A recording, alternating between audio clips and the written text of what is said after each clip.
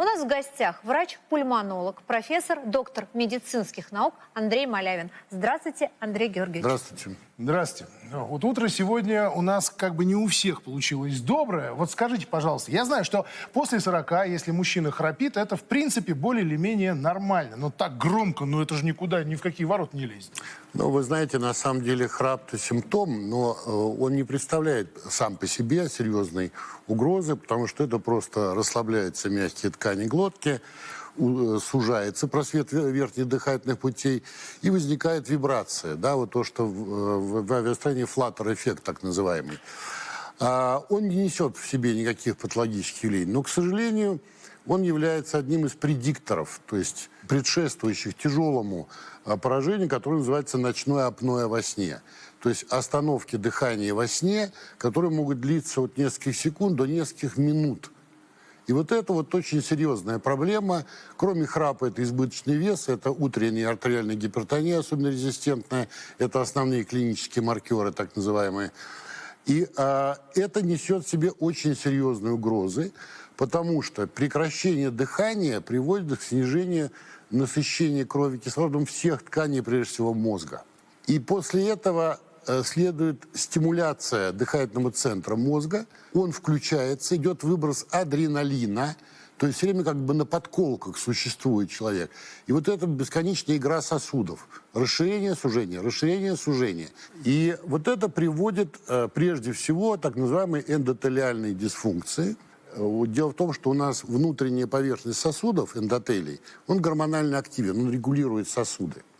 Мы говорим такой термин эндотелиальная дисфункция. За счет этого формируется артериальная гипертония. А что касается конкретно мужского здоровья, надо помнить, что эрекция – это наполнение кавернозных тел, куда подходит очень тоненькая пенильная артерия. И если есть эндотелиальная дисфункция, то потенция нарушается. Причем смена партнера не поможет. Давайте как раз перечислим все причины импотенции. Кирилл, я тебя попрошу визуализировать это на доске. Так, заболевание предстательной железы. Ну, это понятно. Чаще всего. Дальше. Гормональные нарушения.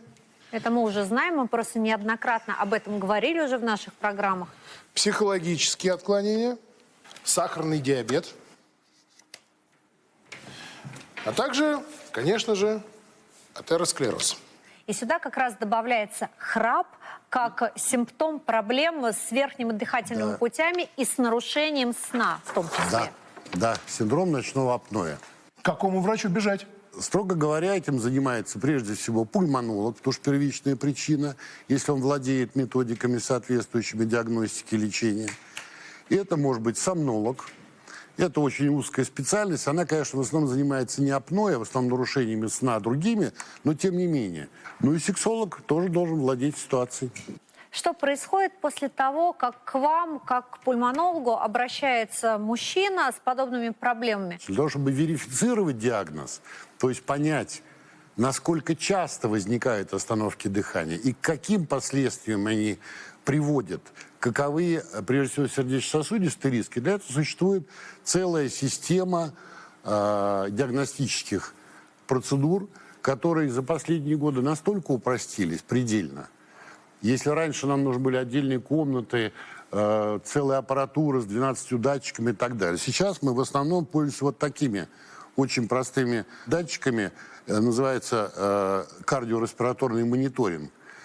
Он вешается на руку, один датчик на пальчик вешается, определяется сатурация, то есть насыщение крови кислородом. Эта аппаратура дается домой человеку, чтобы он не спал где-то в специальном учреждении, а дома он себя сам тестирует. Да, на ночь повесил это все, включил, утром проснулся, принес нам на расшифровку. И мы получаем очень полную информацию о количестве эпизодов, о степени падения кислорода в крови и о рисках кардиоваскулярных. То есть, по сути дела, после этого начинается лечение. Что происходит дальше? Какое лечение, какие схемы лечения вы Схем назначаете? на самом деле немного. Их можно полностью забыть про лекарственную терапию, потому что на сегодняшний день ни одного средства, которое бы реально помогало апноэ, не доказана эффективность. В ряде случаев помогает, но редко, операции, лор-операции, связанные с иссечением избыточных тканей, исправлением носовой перегородки, но как самостоятельно практически не используются. Редко используются так называемые капы, одеваемые на зубы, выдвигающие нижнюю челюсть. Там есть проблема, они не очень приживаются в Российской Федерации, потому что для использования кап нужна полная санация ротовой полости, что, в общем, достаточно дорого. И достаточно тяжело в этих капах спать, потому что я как стоматолог одно время занималась этой проблемой, мы изготавливали эти капы, и очень мало людей, которые могли приспособиться к Да, ношению. комплайенс не очень высокий. Золотой стандарт, так называемая CPAP-терапия. CPAP – это английские слова Continuous Positive Airway Pressure. Всего-навсего в 1981 году Колин Салливан, австралийский ученый, предложил использовать неинвазивную вентиляцию легких для создания воздухоносного стента, чтобы не было перекрытия воздушных путей, создание небольшого положительного давления. Давление действительно очень небольшое, от 5 до 20 миллиметров водного столба.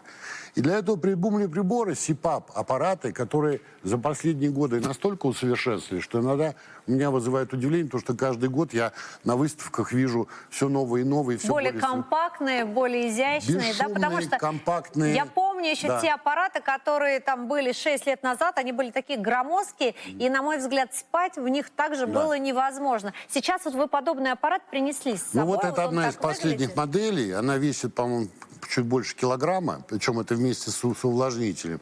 Вот идет такая трубочка, вот маска, ну в данном случае носовые канюли силиконовые, которые подгоняются под размеры, очень удобно использовать, не мешают спать. Их можно снимать ночью, если есть необходимость. В чем прелесть? Во-первых, это прибор автосипап, то есть он сам определяет необходимое давление на каждом вдохе и выдохе. Это космический прибор на самом деле.